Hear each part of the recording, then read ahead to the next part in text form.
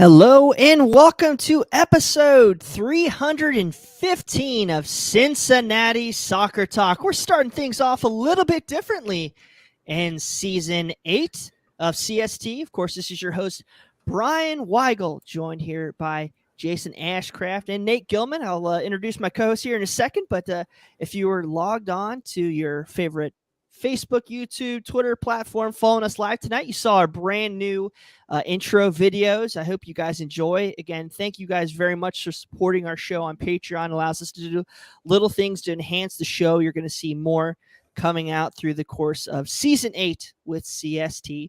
So very, very excited. And again, thank you to all. Of course, I just mentioned their names. We got Jason Ashcraft and Nate Gilman. Jason, how are we tonight? Are we celebrating the successes of Xavier basketball, or yeah, about that? I'm doing great tonight. Xavier's rolling, playing really well. Basketball season's in full swing. March Madness is just around the corner, and so is MLS season. I'm excited to get back in the flow of things. We got a bunch of crazy soccer stuff to talk about tonight, and it's silly season, and it makes me feel home again, really. You know, a lot of positives, a lot of vibes going here in the Cincinnati. Of course, is the title of this podcast. Just when we thought things were stable, they go at us again. All right, Nate Gilman. Nate, how are we doing? Good, sir. Is it at least warm up in your neck of the woods? It was, and I don't know, not really, not warm enough for me to really care about it. And it's just gray. You know, feels like Cincinnati. Well, it's heating up in Cincinnati now, right? Well, then we're probably a day behind that, so I look forward to it. Heating up off the field, man, with these transfer rumors. Well, yeah, definitely enough to pay my electric bill this month and provide heat for everybody. Good. Ready to be back. It's wild that preseason's actually going on, and I think everybody's in camp now. I know we'll have plenty to get to, but it's nice that some of these rumors started now and, not a month ago or something. So we didn't have to worry about everything for 6 weeks before the players even showed up. So I appreciate that at least. It's been a quiet and cold off season, but now preseason's kicking into swing. Things are heating back up. Rumors are swirling. Of course, if things are too hot or too cold, this show is brought to you by Apollo Home. Apollo is the premium home service provider in Cincinnati. They pride themselves on awesome customer service, expert technicians, and 7-day-a-week service. So for all of your home heating, cooling, electric, and plumbing needs, reach out to Apollo. Visit apollohome.com to book a service. Visit online, give them a call. Let them know that you're a CST listener, and they will get a tech on site for free and waive the $79 service fee for CST listeners. Again, apollohome.com. Check them out. Great supporters of the show. As I alluded to in our introductions, it's heating up. The first rumor reported on Wednesday, I don't know if it was rumor. That's probably a little unfair to the journalists that put it out there, but Laurel Failer of Queen City Press reported that Lucho Acosta has drawn interest abroad and has been considering options from England, France, and Saudi Arabia. Guys, please go check her site out, queencitypress.com. I believe you can support her on Patreon to access her written content. So she was, that's kind of a bomb here, guys. Are we surprised that he's getting offers anywhere else? I'm not necessarily surprised after the season he had last year. I am surprised at some of the names, or the one name of a club we saw, which was Partizan. I think we'll get to that. Yeah, and I'm surprised at the amount, which is exactly what he's listed at on Transfer Market.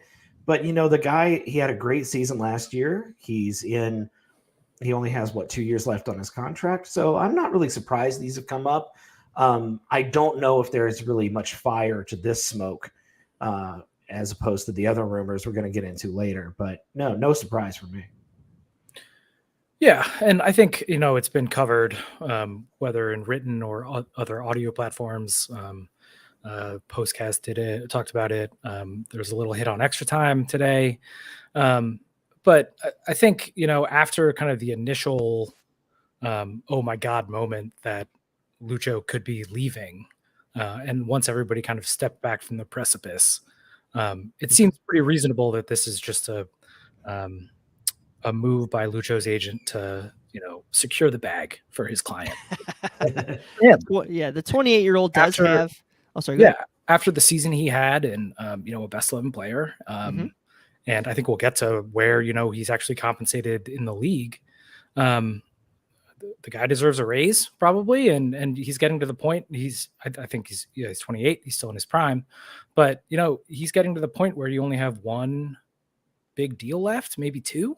Mm-hmm. So if I was in Lucho's situation, I would absolutely be telling my agent, like, let's get this going and get that, the job security money for the rest of my life.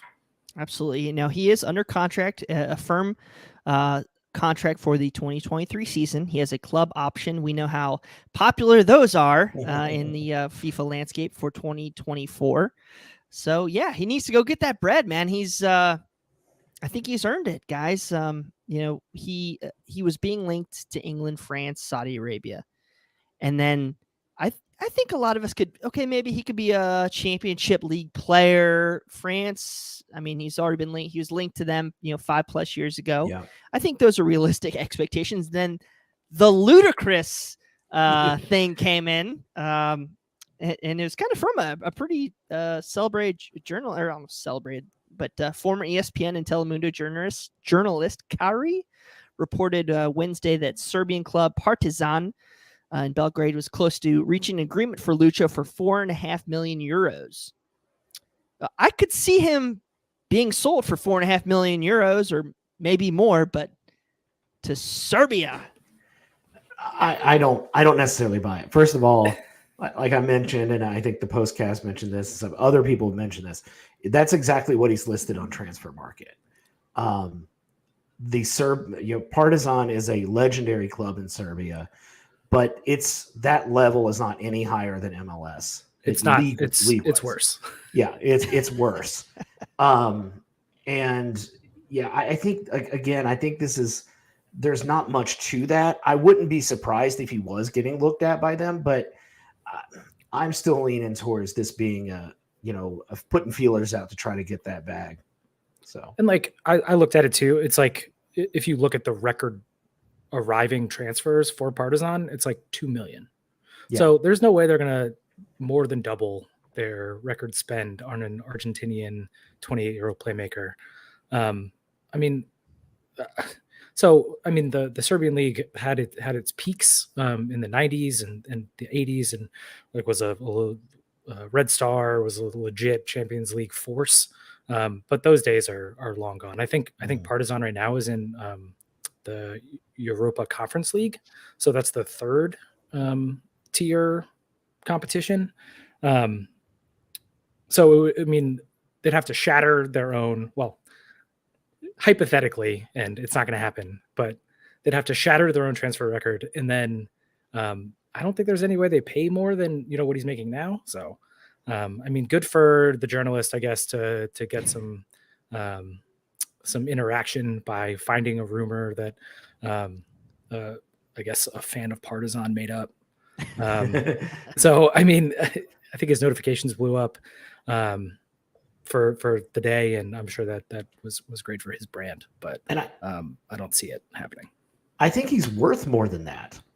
Maybe not much more than that, but 4.5 million euros, that doesn't seem like enough for a guy of Lucho's caliber with the ability to be as big of a playmaker as he is. I would expect, if a realistic offer comes in, it would probably be in the 6-7 million range, at least. I'm no general manager, but that's kind of what I would see as having like some real legs to it.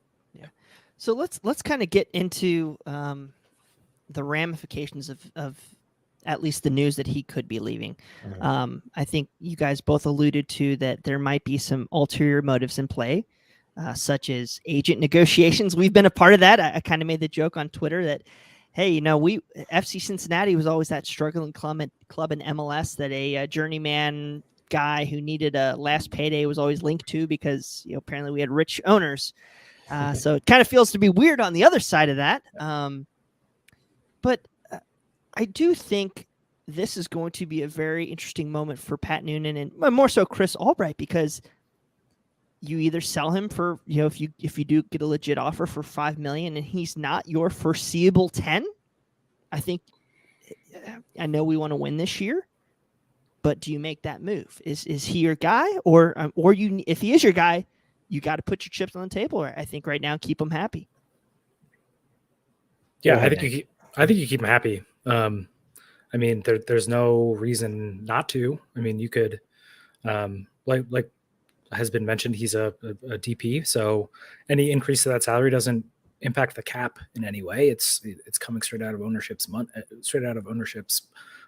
wallet. And I think, ownership has shown that they are willing to spend on this team. And we'll get to that later when we talk about the next rumor.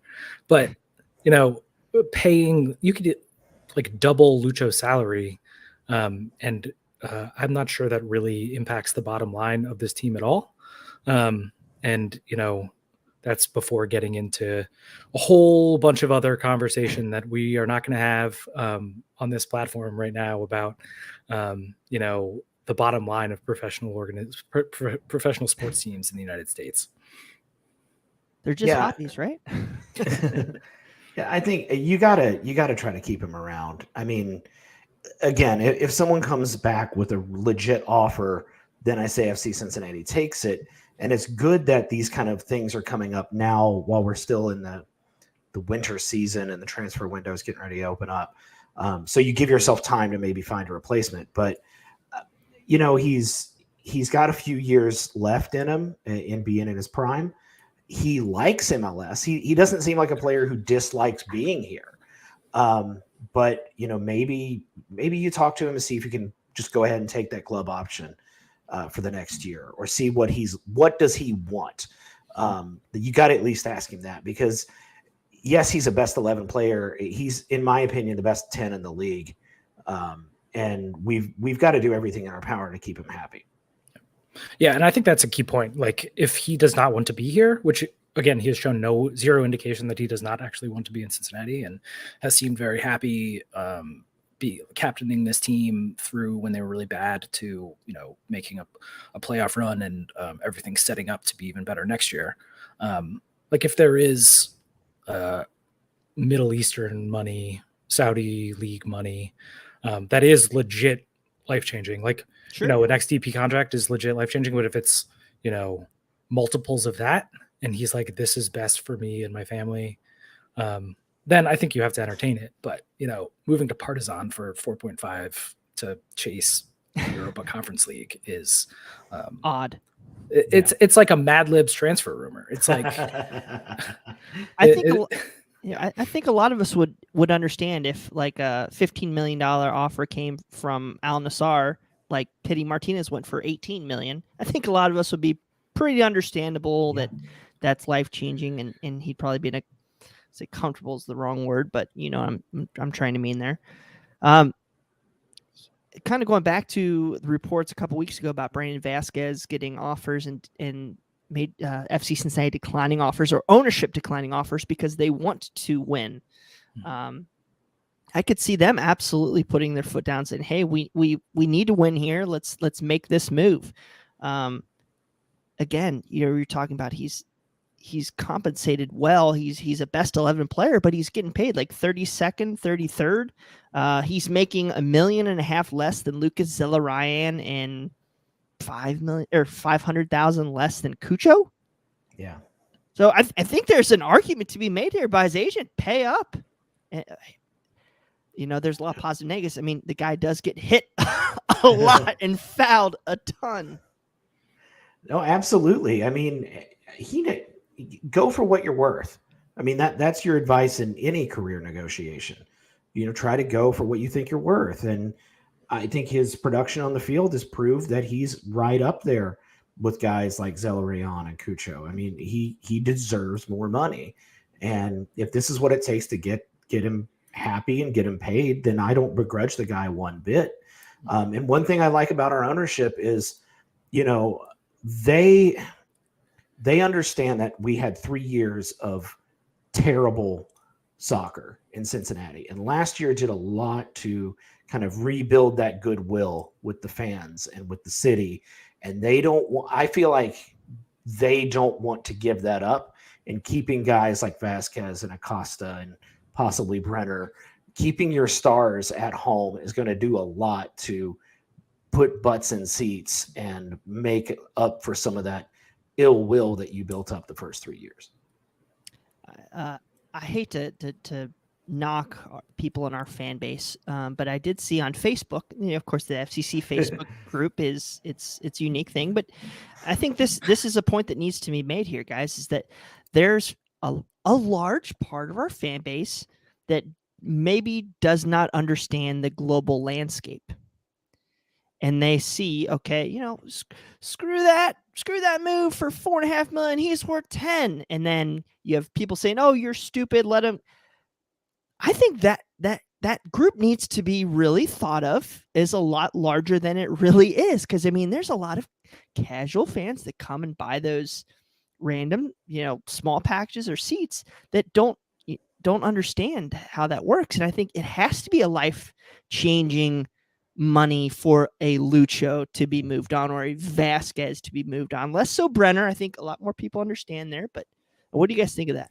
I think, yeah. And like MLS is very consciously pivoted to being a more of a selling league, which is not a bad thing. But that's going to lead to this outcome more. If you're gonna buy younger players who have higher upside and develop them, you're going to sell them on to bigger clubs. And at this point, the MLS is just not big enough to retain talent when those big leagues come calling, which makes total sense. Like, if I, put yourself in Brandon Vasquez's shoes, it's great that he agreed to stick around for. We'll see how long he's here. But signed a new deal. And hopefully he and ownership had a conversation about like what that next move would look like. And I think it's pretty clear that the move to Chivas was at that valuation was not that move. I think he said again in the past week that his eyes are on Europe, and it's not the easiest to move from Liga MX to Europe, just because league dynamics and whatnot. So at some point that offer, if Brandon continues to play as well as he has, that offer is going to come for him, and it might not be the valuation that we all hope it is, but hopefully ownership will be like and Chris Albright and Pat Noonan will be like, this is what you are looking for as the next step to your career. And they let him go, and everybody is happy at the end of the day. And I think there's value in that too. And we can touch on this again when we get to Brenner, but there's value in being a team that can develop talent and move them on to bigger clubs. Like if Vasquez came from essentially off the scrap heap from Atlanta via Nashville during the expansion draft, and then moves to, let's say he gets a $9 million move to the championship or something. He's probably going to get a raise there. And the next talented strikers are going to be like, Cincinnati is a place that will develop my talent, and they will be willing to move me on for the right price to give me the best opportunity for the next part of my career. Right. And Brian, to your point about like the fan reactions, MLS is in this weird place in the American sports pyramid. MLS is the only major league in the United States that's not the best in the world at that particular sport. So you're going to have issues like this. Eventually, I hope, and I think it will get up there in one of the best 4 or 5 leagues in the world. But we're, like you said, we're not there yet. But a lot of casual fans may not understand that, when it comes to soccer, the big money is elsewhere as opposed to baseball and hockey and stuff like that, where, yes, the big money is here in the United States. Yeah, just to let you guys know that if I don't have the exact number, but if Lucho was transferred out of the league for €4.5 million, that would be very near the top 15 outgoing transfers in the history of the league. So Hmm. I don't want to get too bogged down on Lucho, but I think something else has to be said of how difficult he would be to replace at this time of the year. You're going to either overpay for a number 10 or, I mean, I think you let him go if you have that guy, but I mean, you'd be doing a creativity by committee, I guess we could say, for we're starting in February now, guys. So Yeah. till July. Well, the thing is, if Lucho does move, you open up a DP spot.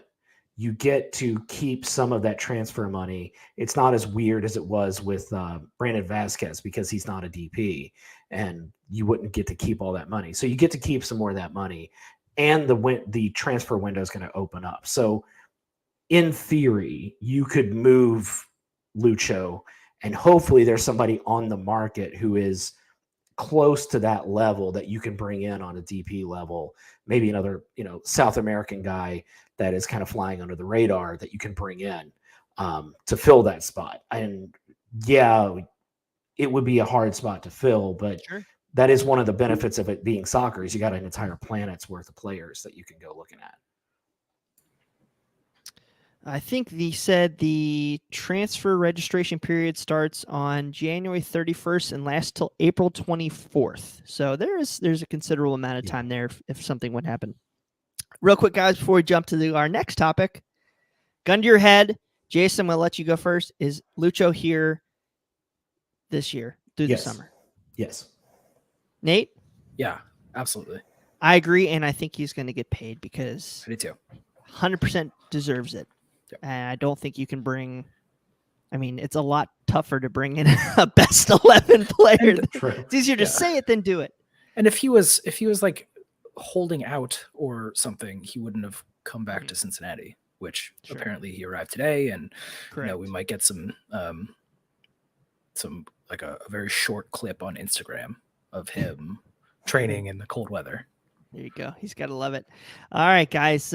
Real quick before we jump into our next transfer topic, just want to let you guys know you're invited to the 2023 Norden Supporters Group preseason fundraiser and supporters scarf release on February 11th at Grainworks in Westchester. 10% of beer sales and 100% of auction item proceeds will go to the St. Vincent de Paul Charitable Pharmacy in the West End.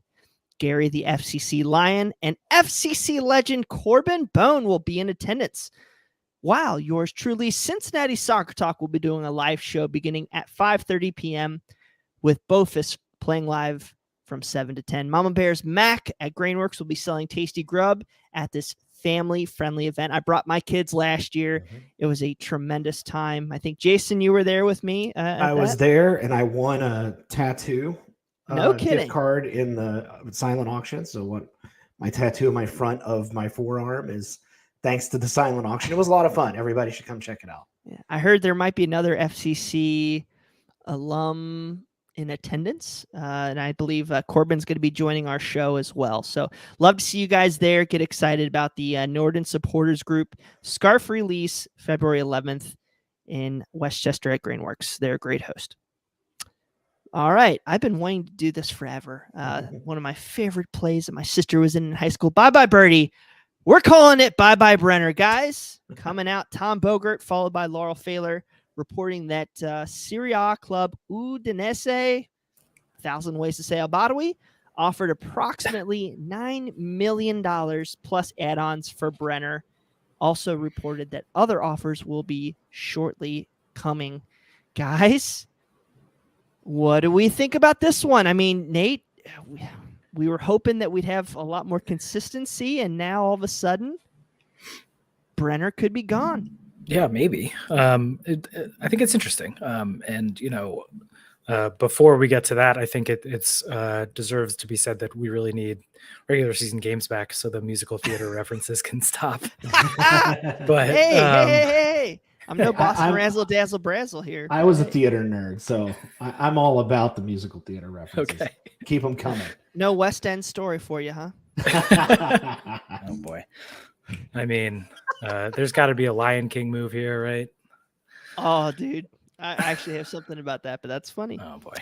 Yeah, I don't know. This one seems a lot more real. It's also interesting to me, and maybe only me, that this is coming from, at least initially reported by Tom Bogert, who's very well connected on the league side.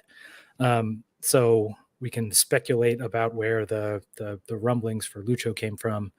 But for Bogert to have it, and I think Laurel said she had it at about the same time, but seemingly from a league source, it seems like, that would be the team or somebody in New York, and not Brenner's agent, who has definitely participated in some leaking in the past. I think that's interesting. So whether or not this is the right move for Brenner, I don't know. Udinese has a good record of moving on younger talent. And they're a competent Serie A club. And $9 million is certainly not the money that FC Cincinnati paid for Brenner initially. Mm-hmm. But hopefully, like I said, the communication will be open between player and front office, whether or not this is the right move, whether, with 6 more months or half a season of production, which I'm sure the player is confident that he can achieve. Maybe that fee goes up and maybe it becomes a more attractive option. Maybe it's not Udinese, maybe it's AC Milan or somebody higher in the Serie A table. So something to monitor, but it definitely feels a lot more real. Also could be the first bid. And just before I get to Jason here, just a reminder that FC Cincinnati owned 80% of Brenner's rights. For somehow we decided that was a great bargain. Paid $13 million for 80% of his rights. So a $9 million deal would only equate to roughly $7.2 million.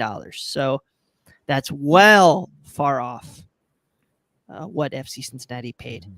Again, do you think, Jason, that this is a little bit more firm writing on the wall that he might not be here? We got backups.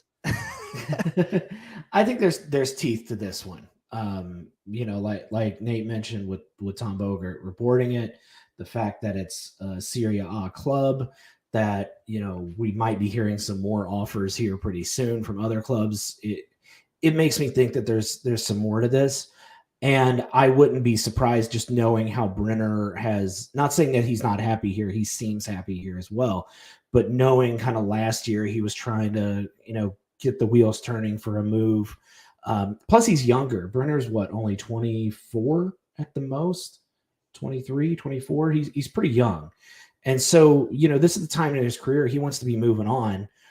And if you can get into Europe and kick that door down, there's no telling where he could wind up. So I would be sad to see him go, but at the same time, it's a lot easier to replace a striker than it is a number 10. And we have, Brandon Vasquez, who put up 18 goals last year. We could go out there and find another competent striker to fill that void if that's the formation that the team wants to go with. Brenner is 22, but will turn 23 here in 4 days, on the 16th of January. So yes, still incredibly young, extremely young on a salary budget friendly deal. Of course, if you sell him, there's only a certain amount of types of players that you could bring in to replace him without using all your or not being able to use your U22 spots, things like that. I guess what I like to see out of Cincinnati, I want to see them hold Brenner on a little bit more, but I think selling him on when you've already kind of quote unquote promised him to sell him on is a lot more important. And I guess in this stage, and I brought up last week, I said, well, we gave Brandon Vasquez a new contract. He should maybe give us an extra year, where I think Brenner is not necessarily the perfect marriage. And, if you're starting to get that $12 million plus add on, then that making financial sense for both groups. That's kind of what you need to do here. Yeah. And I think, so, I think it's more likely, or like, it just feels to me right now, it's more likely that he moves in the summer. Mm-hmm. I think maybe I'm honing in on this too much, but I think if Brenner was agitating for a move right now, that story might have come out differently. And maybe that is how it happened. Maybe it did come from his agent or somebody else in his camp saying that there is a firm offer from Udinese for this amount of money. But it seems like he's happy, and that ask for a move last year was when he was not playing and was there was some friction happening in public between he and Pat Noonan. It just seems like last year ended on such a high note that and granted, it is certainly possible that Brenner could be like, this is the move that I want right now. And if that is the case, then maybe he is out the door. But it is also possible that he wants to hold on for something a little bit higher than 9th in Serie A right now. I'll tell you what, though, guys, like, I know this, he's Brazilian, not American, but a lot of Americans transferring out of Major League Soccer go to like the bottom 5 of some of these big leagues. So I think that's if I was Brenner, I'd be like, guys, like, that's a major move for me. Like a mid-table team that has good pieces, I could be that linchpin, get a deal done, or that that agent. Like, and I hope that Brenner wouldn't be toxic in this scenario, but I mean, I think when I first saw that and saw their 8th place in the table, I'm like, damn, that's a decent move for a guy who's had one really good year. And you talked about like where that 4.5 hypothetically would rank Sure. on the outgoing list. 9 million plus add-ons is like top 5. It would. So Brennan Aronson is 9 million. He's got some ridiculous add-ons that would probably put him a little bit higher, but he's 6th place at 9 million. 2008 Josie Altidore 10 million is 5th. And then Pity Martinez 4th at 18 million. So yes, that's a serious, these are 2 serious moves. And we're also talking about Brendan Vasquez being in the mix there. So you have 3 guys on your roster right now that will be top 10 to 15 in outgoing transfers in the league, or it could be. And that's looking at this a year ago, there's no friggin' way. Yeah. As a Cincinnati sports fan, and particularly a Cincinnati Reds fan, there is that small part of me that does not want to see my favorite soccer team turn into the farm club for bigger teams, kind of like the Reds had in the past when they actually cared. I don't want to see another Paul O'Neill to the Yankees type deal. But I think what FC Cincinnati probably should do in this situation with Brenner is say, look, go out, see if this offer's firm. We're not going to stop you, and shop yourself around, but expect him to come back this year.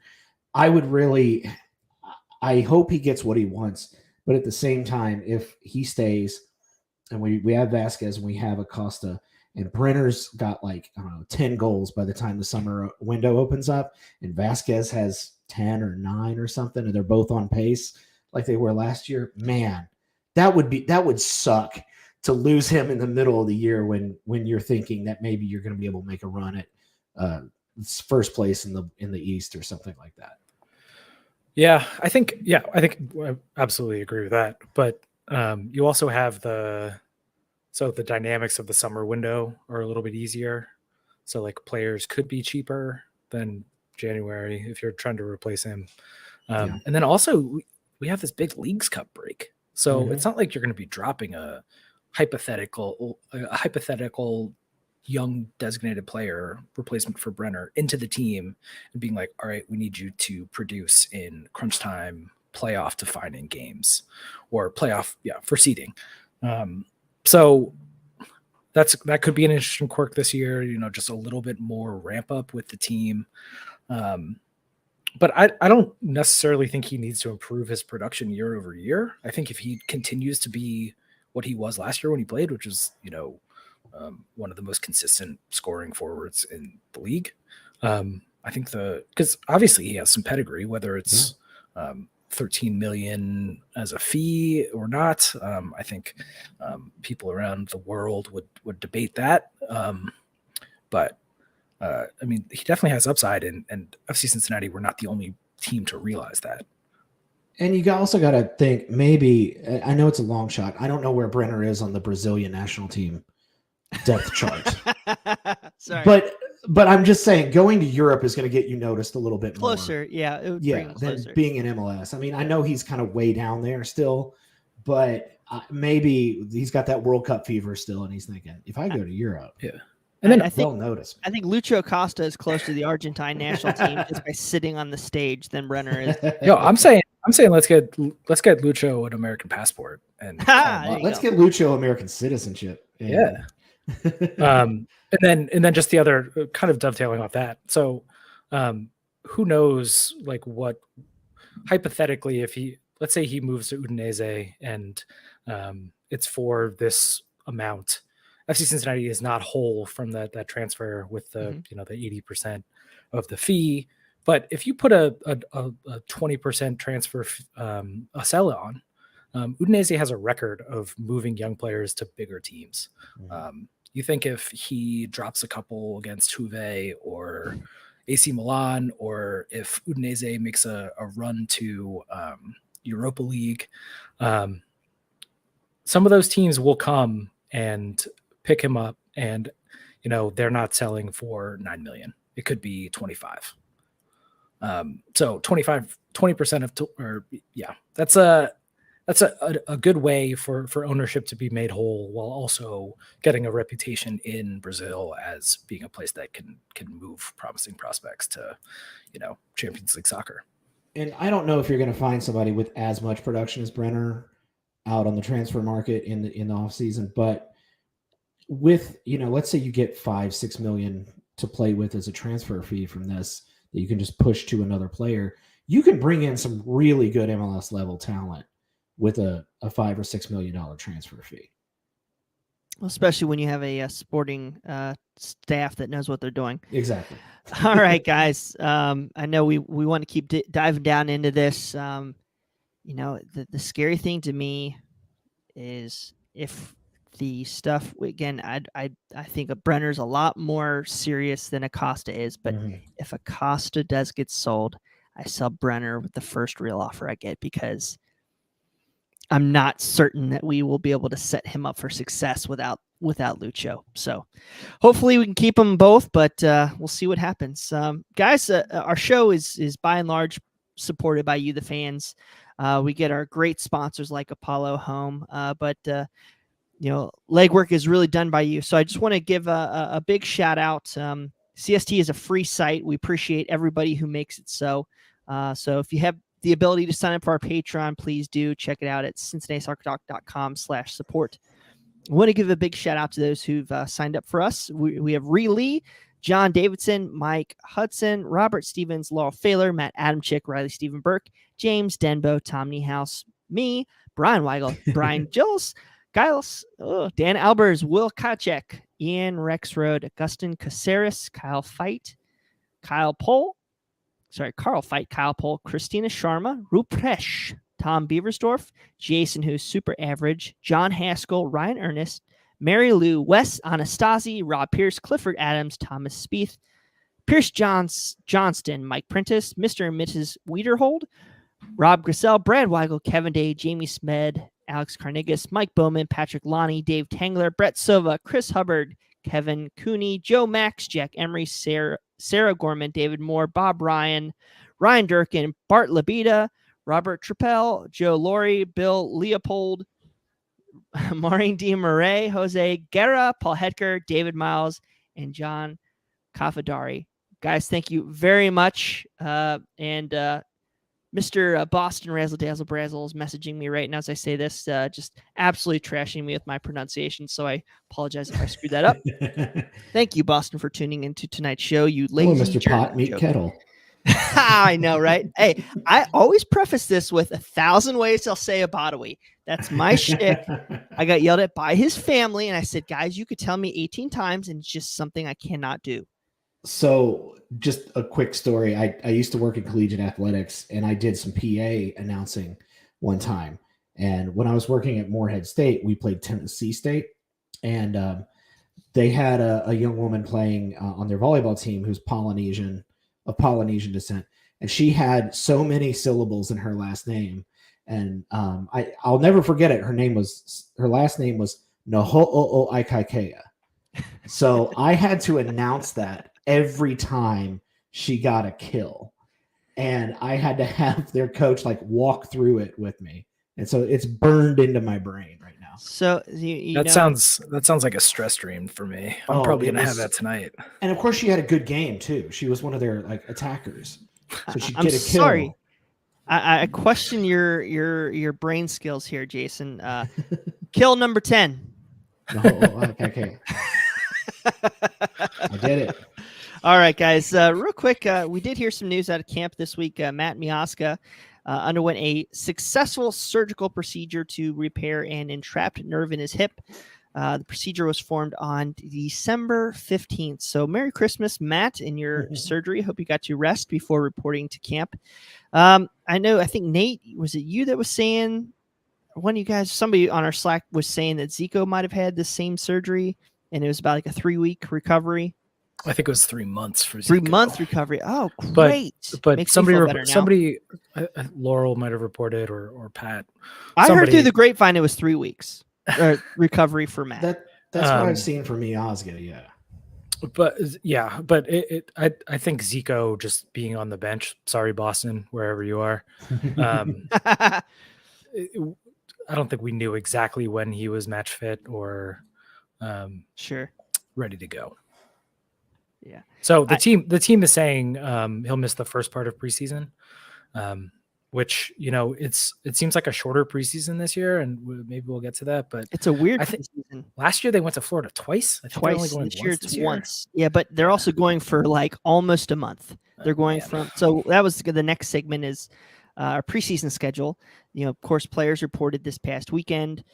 Training began on January 8th. That's going to continue through the 22nd here in Cincinnati. Then they will take off to beautiful Clearwater, Florida from January 23rd through February 17th and play 5 friendlies in that stretch. You're going to have a Friday, January 27th, versus Austin. Wednesday, February 1st versus USF, South Florida, which we've scrimmaged them like 3 or 4 times. It's bizarre. Why not? Oh, well. Friday, February 10th versus the Philadelphia Union.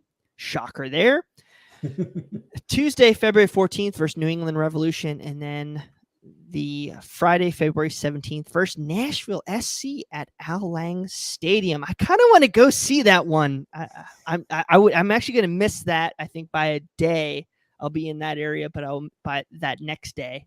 So unfortunate, but get to go hang out with our friends down at the Rowdies.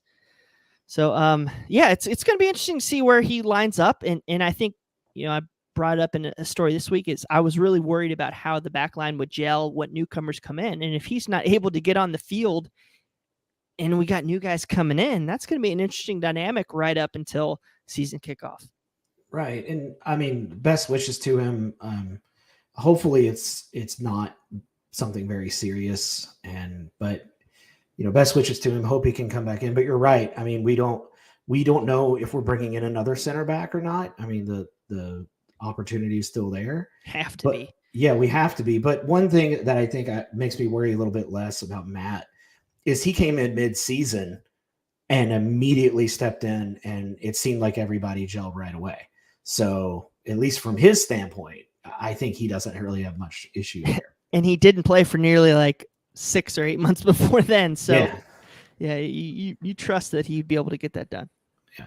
It's like, I absolutely agree with everybody who has said that an upgrade at right back and depth at center back is, the number one remaining offseason priority. But it is kind of wild that the starting lineup for like the starting 5, assuming that they play 5 at the back, will be the same as the playoff loss to Philadelphia. Everybody's back. Yeah, interesting. And like I said, I think the opportunity is there for upgrades. But you're starting from a higher floor than you were a year ago in that rainy day in Austin. We hope. Well, this whole episode. I'm interested to see, though, in preseason, if Coach Noonan's going to stick with that formation he had last year, because I know everybody's talked about the diamond and stuff like that, and that is his. I don't know. I personally don't know where people are getting that as his preferred formation. But if there's anything I think we learned about him over the course of the year is that he's very adaptable. And I'm interested to see if he kind of rolls out a different formation going into preseason that could be completely different from what we saw this past season. I mean, I think that possibility is there. I think we're all just kind of married to what he did last year because it was successful. Yeah, we're still waiting for a defensive shaped, or I don't know, maybe defensive prowess to kind of come out. We still leaked goals, and so hopefully upgrading the midfield, having Moreno and Kubo in realistic realistic positions, that Moreno doesn't have to go 60 and then bring Kubo on. If you don't have Kubo, then we have no other options. So there's certainly more to look forward to this year. I just think personnel wise, with more midfielders and more attackers, I struggle to see us keep with a long-term plan of 5 at the back. They don't forget that they got they really improved when Miazga came in and went from being a very bad in terms of goals allowed and chances allowed to at least being above average. It wasn't best defense in the league, but with that offense, you absolutely didn't need that. So I think, and I don't know if you are on Ian Murphy Island with me, let me know, hit me up, whatever feedback at Cincinnati Soccer Talk, or hit me up on Twitter. I think he is only going to get better. Maybe it's just that I absolutely love left-footed center backs. But I think he is going to take a step forward this year and is going to make this defense better. If you lose, Brenner, and you have to put in Santos or Baji up there, I almost would like you either have to have another midfielder that can push into the attack, or I think you have to upgrade that right back role to get good service into Vasquez and Baji, or whoever takes the Santos in that position. So it's going to be very interesting to see how the roster dictates that formation. And this year is okay. This past year, we laid the foundation for success a year early. This year now, instead of, kind of going from, third gear to fourth gear, now it's like, what's going to take us to fifth, what's going to get us forward. And, I'm just very interested to see if there's going to be some tactical flexibility on that front going forward. Real quick, guys, we got about 10 minutes left in the show. I wrote a story this week, and thank you guys very much for checking it out on CincinnatiSoccerTalk.com. It had great read, so I very much appreciated my one story a month. So we had preseason questions and topics. Yeah, I had 7 things. Please go check it out there. But I kind of want us to go around the horn here, and I'll start it off because I can be selfish on that front. My biggest topic or question, and again, it's just what we just talked about, is that defense. I think you got to go out and get somebody now. I mean, you said Kamal Miller, I think from Montreal, is being shopped on the block.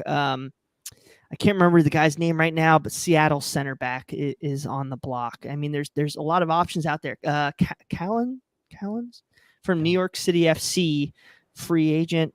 He's out there. So I'm really interested to see what we're doing and if we can bring that guy in before we head down to Florida. So in the next, 11 days. And there's a track record for that, guys. I mean, January is signing season. I mean, I know we brought in some higher profile guys, but if you look back at our history, all of our stuff, I mean, how many guys that have signed January 4th, January 5th, January 25th, Kubo, January 14th. I mean, there's tons and tons of guys that we're going to be signing, I think, players over the next week or two.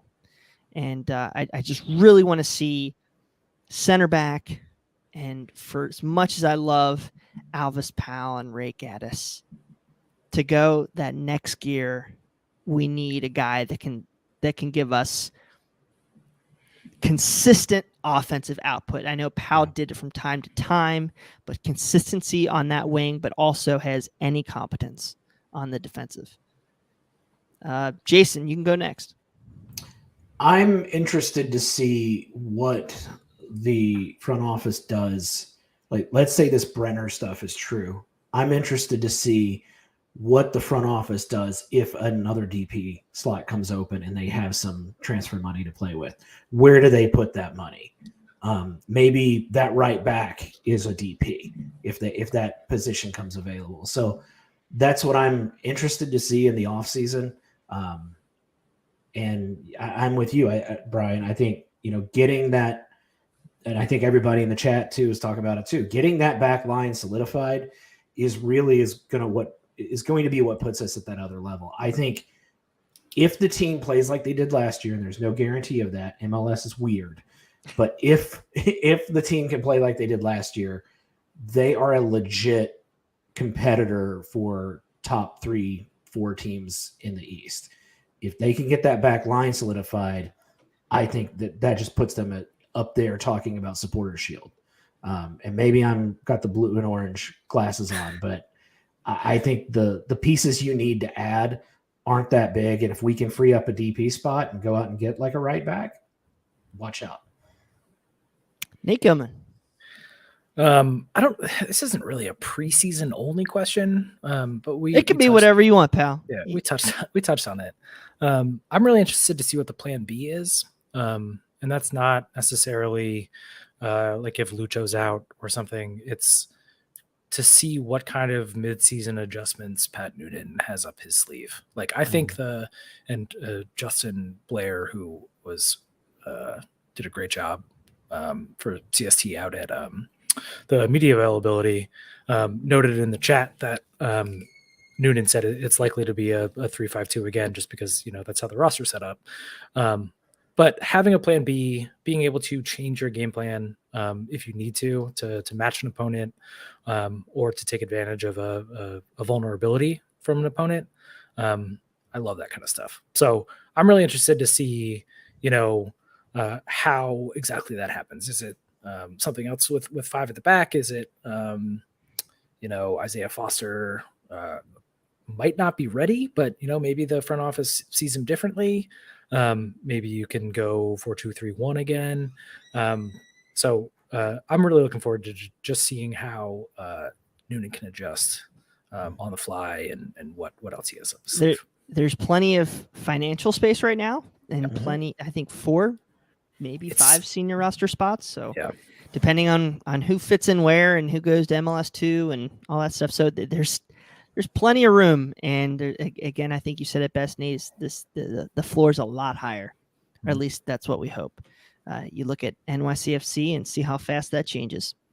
Like this time last year, Noonan was in his first training camp with these guys, laying out expectations and how they wanted to play. We were talking about how Harrison Robledo could be an impact player. He still could be. He still could be. But I mean, you had Harris Madunanan and Robledo, and now you have a designated player, a U22 signing, and then 2 very thought of veterans in those roles. A U22 signing who they spent as much on as 3.5 million? And I'm sorry to do this to you, Jason, as almost as much as RSL spent on their record signing. Hey, no one ever accused RSL of spending a lot of money. Right. Oh, man. If you get on their Twitter, you want to see people hot. Yeah. Yeah, get on RSL Twitter. I love that. That's a great call out there. We got to see what's going to happen with Columbus too. They haven't had too many signings outside of Wilfred Nancy, but I think Christian Ramirez is somebody they're bringing in. Did they trade Miguel Berry away? Yeah, he's a DC now. That was like mid-season last year. Yeah, so on that Wayne Rooney island of misfit toys, and who knows what's going to happen. Yeah, that kind of scares me because that's a pretty scary front 3. If you have Cucho, Ramirez, and Zelarayan. So that's a team that can win some games and still can concede goals like they did last year. But and a good coach. And a halfway decent coach. Yep. All right, guys. Thank you very much for tuning in to Cincinnati Soccer Talk this evening. Final thoughts here, guys. Jason, do you have anything before you wrap up? Just happy that we're talking about FC Cincinnati. Excited to get this season going. Excited for February 25th and Orange Ball alert. That's what I'm hoping for, baby. Nate? Yeah, I'm excited Orange Ball to alert. watch that game in late February on my TV, so I don't have to be in TQL Stadium. I'm so excited for that game. Oh yeah. And then also that other than that, before we hopped on this tonight, I was watching the NWSL draft. So that season I think starts a month or 6 weeks after the MLS season. If you haven't watched it, check it out. Women's World Cup also coming up this year. It'll be I think just in a terrible time zone. It's in Australia and New Zealand. So really middle of the night stuff.